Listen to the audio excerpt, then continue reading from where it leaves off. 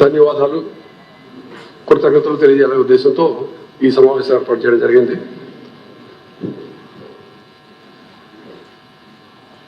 ముప్పై సంవత్సరాల సుదీర్ఘ ప్రస్థానం చాలా సంతృప్తికరంగాను, ఒక విధంగా వెనక్కి చూసుకుంటే గర్వంగా చేయాల్సిన పనిని సక్రమంగా చేసినందుకు, అకాడమీ నుంచి బయటకు వస్తున్నప్పుడు తీసుకున్నటువంటి ప్రమాణాన్ని సాయశక్తుల పాటిస్తూ, రాజ్యాంగాన్ని గౌరవిస్తూ, ప్రజల మానవ హక్కుల్ని సంరక్షిస్తూ, పోలీసులో ఉన్నటువంటి ప్రధానమైనటువంటి రెండు అంశాలు శాంతి భద్రతల పరిరక్షణ, నేరాలు నిరోధించడం, అదేవిధంగా వెలికి తీయటం, క్రైమ్ ప్రివెన్షన్ డిటెక్షన్ అనేటువంటి మౌలిక సూత్రాలు పాటిస్తూ సంతృప్తికరంగా సర్వీస్ని ముగిస్తున్నందుకు సంతోషంగా ఉంది. ఆ విషయం మీతో చెప్పాలనిపించి ఈరోజు సమావేశం ఏర్పాటు చేయడం జరిగింది. ఈ గత 7 నెలలుగా శాంతి భద్రతలు ఆంధ్రప్రదేశ్ రాష్ట్రంలో పూర్తిగా అదుపులో ఉన్నాయి. ప్రజల్లో పబ్లిక్ సేఫ్టీ విషయంలో ఇంక్రీజ్ సాటిస్ఫాక్షన్ ఉంది. భద్రతతో పాటు భద్రతా భావం. ఈ మధ్యనే మనం విజయవాడలో కార్యక్రమం చేసుకున్నప్పుడు ఒక మాట అనడం జరిగింది, భద్రతా సంస్కృతి కూడా కలగజేయాలనే ఉద్దేశంతో పనిచేయడం జరిగింది. ఒక్క సైబర్ క్రైమ్ తప్పించి అన్ని క్రైమ్ హెడ్స్లో కూడా క్రైమ్ రిడక్షన్ జరిగింది. సైబర్ క్రైమ్ అనేది దేశవ్యాప్తంగా జరుగుతున్నటువంటి విషయం. ముఖ్యంగా ఈ మధ్య జరుగుతున్న డిజిటల్ అరెస్ట్ అయితేనేమి, లేకపోతే పార్సల్స్ స్ట్రక్ అయినాయని ఫాల్స్ మెసేజ్ ఇచ్చి చేయటం అయితేనేమి, అదేవిధంగా హనీ ట్రాప్స్, సెక్స్టార్షన్ విషయం అయితే జరిగిన అవి పెరిగినాయి. కాబట్టి డిజిటల్ ట్రాన్సాక్షన్స్ పెరుగుతున్నాయి. కాబట్టి జరుగుతున్నటువంటి సహజంగా జరుగుతున్నటువంటి పరిణామం అది. అది తప్పించి మిగతా అంతా చాలా కంట్రోల్ ఉందని చెప్పచ్చు. ఆగస్టు, సెప్టెంబర్లో జరిగినట్టు వరదలు, అదేవిధంగా మనకి ఈ మధ్యకాలంలో 7 నెలల్లోనే ఇంపార్టెంట్ వివిఐపీస్ విజిట్స్ అన్ని సక్రమంగా జరగటం, పోలీసింగ్ ఇనిషియేటివ్స్, ముఖ్యంగా కమ్యూనిటీ ఇన్వాల్వ్ చేసేటువంటి చర్యల వలన చక్కటి ఫలితాలు వచ్చినాయి. సోషల్ మీడియాలో జరిగినటువంటి హేట్ పోస్ట్స్ కంట్రోల్ చేయడం ద్వారా హ్యూమన్ డిగ్నిటీని మళ్ళీ రెస్టోర్ చేయడం జరిగింది. టెక్నాలజీని ఎప్పటికప్పుడు అందిపుచ్చుకుంటూ మోడర్నైజేషన్ దిశగా అడుగులేయటం వలన పారదర్శకత, జవాబుదారీతనం పోలీసులు కూడా పెరిగింది. దానివల్ల క్రైమ్ ప్రివెన్షన్, క్రైమ్ డిటెక్షన్ మార్గం సుగమైపోయింది. అదేవిధంగా ట్రాఫిక్ మేనేజ్మెంట్లోనూ ముఖ్యంగా విజయవాడలో తీసుకున్న ఇనిషియేటివ్స్ అయితేనేమి, అదేవిధంగా ఇన్వెస్టిగేషన్ విషయంలో కూడాను ఆర్టిఫిషియల్ ఇంటెలిజెన్స్ ఇనిషియేటివ్స్ టూల్స్ వాడటం ద్వారా మేము చేస్తున్న పని మరింత సులువుగా ప్రజలకు ఉపయోగపడే విధంగా చేయడం జరుగుతూ ఉంది. ఈ చర్యలను ఒక విధంగా పోలీసు యొక్క నిర్వచనమే మార్చడం జరిగింది. ఓవరాల్గా క్రైమ్ డిక్లైన్, నేను మొన్న దాదాపు 1 నెల రోజుల క్రితం చెప్పాను, క్రైమ్ రిపోర్టెడ్ క్రైమ్ తగ్గింది. అదేవిధంగా మహిళల పైన, చిన్నారులపై జరిగే క్రైమ్ కూడా 9.5% రిడక్షన్ అయింది.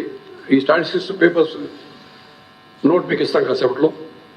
అదేవిధంగా బలహీన వర్గాల వారిపై జరిగినటువంటి crime against social schedule caste schedule tribes అయితేనేమి అది కూడా 5% రిడక్షన్ జరిగింది. రోడ్ సేఫ్టీ విషయంలో ఇంప్రూవ్మెంట్ జరగడం వల్ల రోడ్ యాక్సిడెంట్స్ కూడా తక్కువ పడ్డాయి. That's also significant achievement for అస్.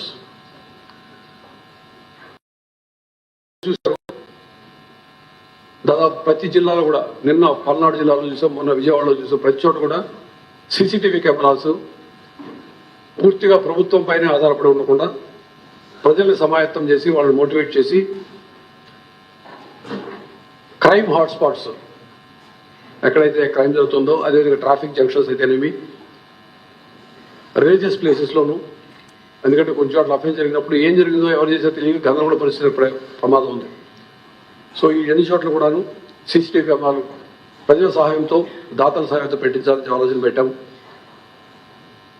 మేము మార్చి 2025 కల్లా అంటే ఇంకొక 2 నెలల సమయంలో 1,00,000 కెమెరాలు పెట్టాలనేటువంటి ఆలోచన ఉంది. ఇప్పటికీ మేము నిర్ణయం తీసుకుని దాదాపు 4 రోజులు అయింది.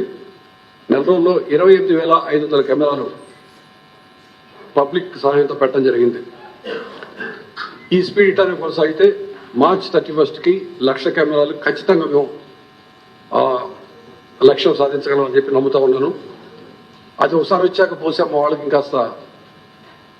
ఇంకా ఫర్దర్ మోటివేట్ అయ్యి ఆ 1,00,000 కాస్త 2 లక్షలు 3 లక్షలకి రీచ్ అయ్యేది 2025 కనీసం చివరికైనా 2-3 లక్షల వరకు చేరుకునే అవకాశం ఉంటుందని అనుకుంటా ఉన్నాను. And it's possible, it's workable. అదేవిధంగా డ్రోన్స్ కూడాను పెద్ద ఎత్తున పోలీస్ డిపార్ట్మెంట్ పర్చేజ్ చేసి ఇచ్చినవి కాక మేము హెడ్ ఆఫ్ ఇచ్చిన దాతల సహాయంతో ప్రతి చోట కూడా డ్రోన్స్ డిప్లాయ్ చేస్తా ఉన్నాం. ప్రొక్యూర్ చేయడం డిప్లాయ్ చేస్తా ఉన్నాం. మీకు 2-3 ఉదాహరణలు మాత్రం ఇస్తాను నేను. బాపట్ల కార్తీక మాసోత్సవంలో సూర్యలంక బీచ్లో 3 వ్యక్తులు సముద్ర స్నానానికి వెళ్ళి మునిగిపోతా ఉంటే వాళ్ళ ప్రాణాలు కాపాడగలిగాం. అదేవిధంగా విజయవాడలో దసరా ఉత్సవాలప్పుడు కొంచెం ఎక్కువ మంది భవానీ దీక్షా పనులు వచ్చినప్పుడు ఇబ్బంది అయినప్పుడు తర్వాత పూర్తిగా డ్రోన్ డిప్లాయ్మెంట్ ద్వారా ఎక్కడ క్రౌడ్ ఉంది, ఎక్కడ కంజెషన్ ఉందో చూసుకొని అకార్డింగ్లీ మేము పోలీస్ ఫోర్స్ డిప్లాయ్ చేయడం వల్ల ఈ డ్రోన్స్ బాగా మాకు ఫోర్స్ మల్టిప్లైగా పనిచేస్తుంది. అదేవిధంగా కర్నూలులో అయితేనేమి, నంద్యాలలో కూడాను అంటే ఆల్మోస్ట్ అన్ని జిల్లాలు జరుగుతూ ఉంది. అసాంఘిక కార్యక్రమాలు చేసే వాళ్ళపైన నిఘా పెట్టడం, అకార్డింగ్గా బీట్స్ పంపించడం కానీ లేదా పెట్రోల్ బాడీస్ పంపించడం వలన క్రైమ్ ప్రివెన్షన్ జరుగుతూ ఉంది. మీకు ఇంతకుముందు కూడా చెప్పుకున్నాను నేను, దేశం మొత్తంలో ఆంధ్రప్రదేశ్, తెలంగాణ రాష్ట్రాలు డిప్లాయ్ చేసినటువంటి ఫింగర్ ప్రింట్ సిస్టమ్ అత్యాధునికమైంది. దేశవ్యాప్తంగా ఎక్కడైనా పోటీలు జరిగితే ఆంధ్రప్రదేశ్ ఫస్ట్, తెలంగాణ సెకండ్, లేదా తెలంగాణ ఫస్ట్, ఆంధ్రప్రదేశ్ సెకండ్లో ఉండే పరిస్థితి నుంచి కొంతకాలం పాటు మన సిస్టమే మూలపడిపోయింది. దాన్ని మళ్ళీ మేము వితిన్ నో టైం ఆగస్టులో కల్లా రివైవ్ చేయడం జరిగింది. అంటే ఒకప్పుడు దొంగతనం చేస్తే మొదట్లో నేను జాయిన్ మొదట్లో ఆ ఫింగర్ ప్రింట్స్ తీసుకొని తెలంగాణ వాళ్ళకి పంపించి వాళ్ళ ద్వారా టాలీ చేయించుకొని చెక్ చేయించుకొని దొంగలు పట్టుకోవడం జరిగేది. ఇవాళ అవసరం లేకుండా రాత్రి దొంగతనం జరిగితే పొద్దున కానీ ఎప్పుడైనా కానీ ఆ ఫింగర్ ప్రింట్స్ తీసుకోవడం, కొన్ని గంటల్లోపే ఐడెంటిఫై చేయడం, తర్వాత పార్టీస్ డిప్లాయ్స్ మనుషులు పట్టుకునేటువంటి పరిస్థితికి వచ్చింది. దాని ద్వారా సక్సెస్ఫుల్గా 453 property offences, 22 body offences detect చేయడం జరిగింది. అదేవిధంగా 7,25,00,000 వర్త్ ప్రాపర్టీని మేము కేసులు డిటెక్ట్ చేయడం ద్వారా రికవర్ చేయడం జరిగింది. ఇదే విధంగా ఫారెన్సిక్ ఇన్వెస్టిగేషన్ చేయడం ద్వారా, సైంటిఫిక్ ఇన్వెస్టిగేషన్ చేయడం వలన కేసెస్ తొందరగా సాల్వ్ అయ్యేటువంటి అవకాశం కలుగుతూ ఉంది. జనరల్గా ప్రొఫెషనలిజము, అన్బయాస్ పోలీసింగ్ అనే దాని మీద మేము ఎక్కువ దృష్టి పెట్టాం. అంటే ఎక్కడైనా అఫెన్స్ జరిగితే వాడు ఏ కులం వాళ్ళు, ఏ మతం వాళ్ళు, ఏ ప్రాంతం వాళ్ళు, ఏ పార్టీ వాళ్ళు అనేది చూడకుండా ప్రొఫెషనల్గా ఈ అఫెన్స్ జరిగితే ఈ విధమైనటువంటి యాక్షన్ తీసుకోవాలి అనేటువంటి ఆలోచన ద్వారా ముందుకెళ్ళడం జరిగింది. దాంతో చక్కటి ఫలితాలు వచ్చినాయి. ప్రజల్లో కూడా కొంత విశ్వాసం పెరిగింది. అదేవిధంగా పబ్లిక్ గ్రీవాన్సెస్ని ఇమీడియట్గా రిట్రెస్ చేయడం, అడ్రస్ వాటిని చూడటం ద్వారా ప్రజలకు న్యాయం చేయడానికి అవకాశం కలిగింది. పోలీస్ సిబ్బంది విషయంలో సంక్షేమం కానీ, వారికి సంబంధించినటువంటి వెల్ఫేర్ కానీ, ప్రమోషన్స్ కానీ ఇవన్నీ చేయడం ద్వారా కొంచెం అయోమయంలో ఉండి స్తబ్దతగా ఉన్నట్టు పోలీస్ ఫోర్స్ని మళ్ళీ కొంచెం మోటివేట్ చేసి సరైన మార్గంలో గట్టిగా పనిచేయడానికి సమాయత్తం చేయడం జరిగింది. ఒక 4-5 ప్రయారిటీ ఐటమ్స్ బాగున్నాయి. అంటే ఇది అనేది ఈ పోలీసింగ్ డీజీపీ అనేది ఒక టెంపరీ థింగ్, మళ్ళీ వస్తూ ఉంటారు, కొత్త ఆఫీసర్లు వస్తారు. మాకున్న ప్రయారిటీ అని చెప్పి అదొక మీతో ఇంటరాక్షన్ కోసం నేను ముగిస్తాను. గంజాయి డ్రగ్ మేనేజ్ని కంట్రోల్ చేయడం ప్రధాన అంశం మాకు. అదేవిధంగా ఇందాక చెప్పాను మీకు, సైబర్ క్రైమ్ని కంట్రోల్ చేయడం by creating 1 police station every district. Cyber crime police station పెట్టాలని ఇప్పుడు ప్రస్తుతం 3 ఉన్నాయి. విజయవాడ, విశాఖపట్నం సిటీల్లోనూ, సిటీలో మాత్రం ఉంది. మిగతా 24 జిల్లాలో కూడా పెట్టాలనేది. అదేవిధంగా అన్ని విధాల యాక్షన్ తీసుకుని రెడీగా ఉంది. గ్రే హౌస్ ఇన్స్టిట్యూట్కి విజయనగరం జిల్లా కొత్త వలస రెల్లి విలేజ్లో సుమారు 500 ఎకరాల చిల్లర ఈ మధ్యన ప్రభుత్వం అలాట్ చేసింది. సో అక్కడ గ్రే హౌస్ ట్రైనింగ్ ఇన్స్టిట్యూట్ పెట్టాలని, అదేవిధంగా ఇక్కడనే ఆగిరిపల్లి పక్కన ఏం విలేజ్ కాదు, ఏం విలేజ్ అది కాదు ఇది అప్ప ఏపాడు నూగుండపల్లి, అగిరిపల్లి పక్కన కదా, నూగుండపల్లి దగ్గర అప్పాకి స్థలం కేటాయించడం జరిగింది. 2 కూడా త్వరలో ప్రారంభమవుతాయి. ఇది 2 కూడా స్టేట్ విభజన టైంలో ఇచ్చినటువంటి హామీలు. ఆ 2 కూడా పూర్తిగా కేంద్ర ప్రభుత్వ సహాయం కూడా తీసుకొని ఇన్స్టిట్యూట్కి చేయడం జరుగుతుంది. అదేవిధంగా ఏఐ డ్రివెన్ పోలీసింగ్ ఇనిషియేటివ్స్ ద్వారా రోడ్ సేఫ్టీని ఎన్హాన్స్ చేయాలని చెప్పి అనుకుంటున్నాము. ఇందాక మీరు చెప్పినట్టు మిగతా టెక్నాలజికల్ అడ్వాన్స్మెంట్స్తో సీసీటీవీ కెమెరాలు, డ్రోన్స్, LHMS ఇవన్నీ వాడడం ద్వారా క్రైమ్ కంట్రోల్ చేయాలని ఆలోచిస్తా ఉన్నాం. ఏ విధంగా అయితే ప్రస్తుతం పోలీసులో ఉన్నటువంటి వేకెన్సీస్ అవన్నీ కూడా ఫిల్ చేయడానికి ఆల్రెడీ రిక్రూట్మెంట్ డ్రైవ్ నడుస్తూ ఉంది. ఇంకా ఉన్నటువంటి వేకెన్సీ కూడా త్వరలో ఫిల్ చేసుకొని పూర్తిగా నంబర్స్ అచీవ్ చేయాలని ఆలోచిస్తున్నాం. So these are some of the projects in pipeline now. So ఇవన్నీ కూడా వీళ్ళని త్వరలో సాధించుకోగలుగుతాము. ఏపీ పోలీసు ఎప్పట్లానే పూర్వవైభవంతో పాటు పనిచేయగలని చెప్పి ఆశిస్తూ మరొక్కసారి 35 సంవత్సరాల సర్వీసు ముగిస్తున్న సందర్భంగా మీ అందరికీ కృతజ్ఞతలు, ధన్యవాదాలు తెలియజేసుకుంటున్నాను. జై హింద్.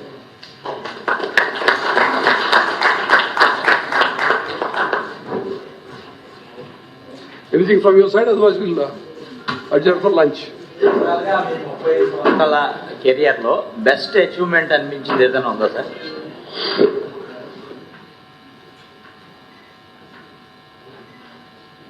ఈ ప్రశ్న ప్రిపేర్ అయ్యి ఉంటే బాగుండేదేమో అనుకోలేదు. లాస్ట్ ఫ్యూ డేస్ గత వాళ్ళకి హడావిడి ఉంది. I can tell you one thing, సంతృప్తికరమైనవి, సంతోషకరమైన విషయాలు చాలా ఉన్నాయి డిఫరెంట్ టెన్యూర్స్లో. నేను 2-3 చెప్తాను.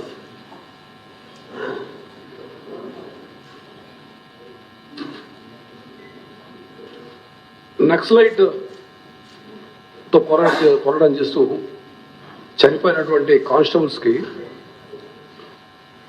లాస్ట్ పే డ్రాన్ ఇస్తారు. అతను 25 ఏళ్ల వయసులో చనిపోతే అతను సర్వీస్లో ఉన్నంత కాలం వచ్చేట్లుగా లాస్ట్ పే డ్రాన్ ఇస్తారు. ఆ లాస్ట్ పే డ్రాన్ అనేది అప్పుడు ఎంత ఉందో అంతే ఉంటుంది. ఇక అంటే ఒకప్పుడు 2,000 రూపాయల జీతం అయితే ఆ 2,000 రూపాయల జీతమే అతనికి 58 ఏళ్ళు వచ్చినా అప్పుడు 58 ఉండేది కదా, రిటైర్మెంట్ ఉండేది. దాన్ని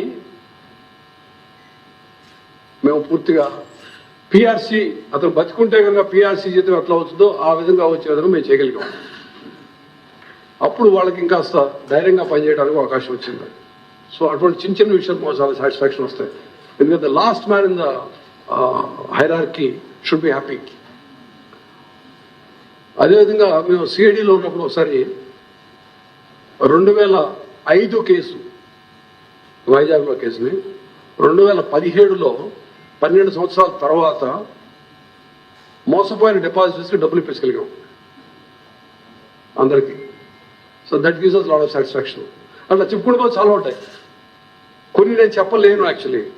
కొన్ని మేము చేసిన పనులు ఫర్ ఎగ్జాంపుల్ యాంటీ నక్సల్ ఫీల్డ్లో చేసి కొన్ని చెప్పలేమో చెప్పకూడదు కూడా. ఒకటి మాత్రం చెప్తారు మళ్ళీ దీనికి సంబంధించిన కరుడు కట్టిన ఉగ్రవాది కసబ్ని ఇంటరాగేట్ చేసే అవకాశం వచ్చింది మాకు. అది ఆంధ్ర తెలంగాణ రాష్ట్రంలో ఇద్దరు ఐపీఎస్ ఆఫీసర్లకే అవకాశం వచ్చింది.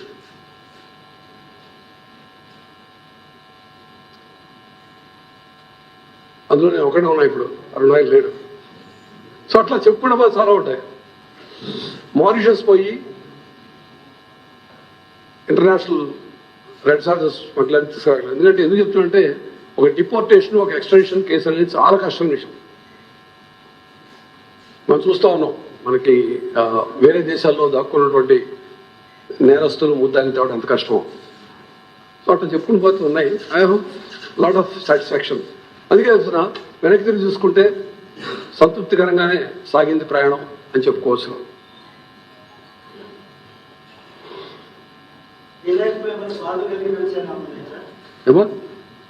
జరిగిన అంశాలు చాలా ఉన్నాయి. అలాగే ఉంటే చేస్తే బాగుండేది చేయలేకపోతున్నాను అన్న అంశం కూడా ఉందా?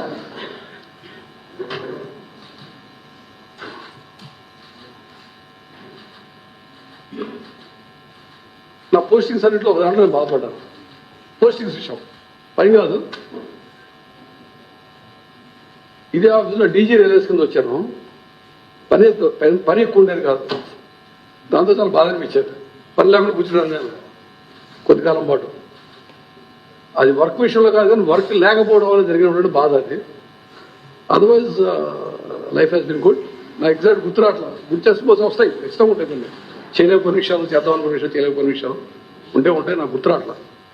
2025లో రిటైర్ అవుతున్నారు. ఇప్పటికీ ఇంకా పోలీస్ శాఖ ముందు ఉన్న ఛాలెంజెస్ ఏమన్నా ఉన్నాయా?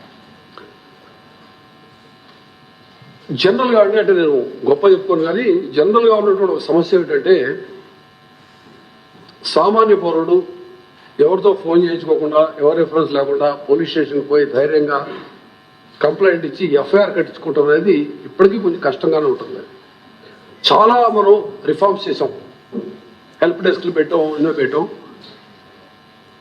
అది 100% అచీవ్ అయిన రోజు అంటే ఇప్పుడు బహుశా అంతకుముందు కానీ చాలా చాలా ఇంప్రూవ్ అయింది. పూర్వంతో కంపేర్ చేస్తే ఇవాళ చాలా ఇంప్రూవ్మెంట్ ఉంది. అయినప్పటికీ నేను అనుకునేది అంటే ఆటోమేటిక్గా 100% సాటిస్ఫాక్షన్ వచ్చిన రోజు అది చాలా గొప్ప విషయం. అది సాధించాలి. అది చాలా పెద్ద సవాలే. ఇంకా కొంత టైం పడుతుంది. ఎందుకంటే మేము సైబరాబాద్ ఉన్నప్పుడు ఒక ఇనిషియేటివ్ పెట్టాం,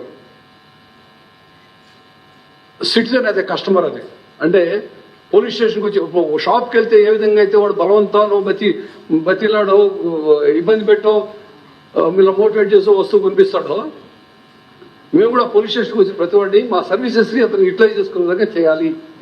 సిటిజన్ యాజ్ ఎ కస్టమర్ అట్లా ట్రీట్ చేస్తే ఎలా ఉంటుందని చెప్పి ఒక ఇనిషియేటివ్ చేసాం. సో ఇలాంటివి చేస్తే బాగుంటుంది, ఖచ్చితంగా బాగుంటుంది. సో ఆ లెవెల్కి వెళ్ళాలి మనం. If there is nothing will close. Thank you very much.